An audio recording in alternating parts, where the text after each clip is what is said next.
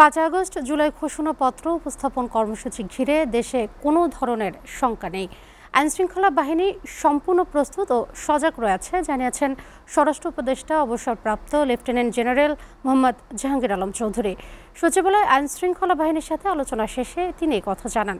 উপদেষ্টা বলেন, আইনশৃঙ্খলার কাঙ্ক্ষিত মাত্রায় পৌঁছাতে পারেনি, তবে বর্তমানে সরকার সর্বোচ্চ চেষ্টা করা যাচ্ছে। নুরুদ্দিন খানের প্রতিবেদন। 5 আগস্ট ও সমসাময়িক বিষয় নিয়ে সচিবালয়ে আইনশৃঙ্খলা বাহিনীর সাথে বৈঠক করেন স্বরাষ্ট্র উপদেষ্টা জাহাঙ্গীর আলম চৌধুরী। যদিও দুইটা ওয়ার্ড কিন্তু অনেক। বৈঠক শেষে উপদেষ্টা বলেন, আইনশৃঙ্খলা পরিস্থিতি নিয়ন্ত্রণে রাখতে সর্বোচ্চ চেষ্টা করছে সরকার। আমাদের একটা কাঙ্ক্ষিত যেরকম একটা উন্নতি হওয়ার হয়তো আমরা অতটুকু উন্নতি করতে পারিনি।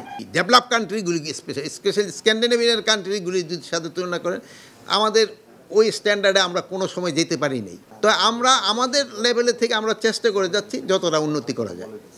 5 আগস্ট নিয়ে আতঙ্কের কোনো কারণ নেই জানিয়ে উপদেষ্টা বলেন, মব আগের চেয়ে কমেছে। এই 3 আগস্ট সম্বন্ধে একটা কিন্তু আতঙ্ক ছিল, 5 আগস্টের সঙ্গে এখানে তো কোনো ধরনের আতঙ্কের কোনো কারণই নেই।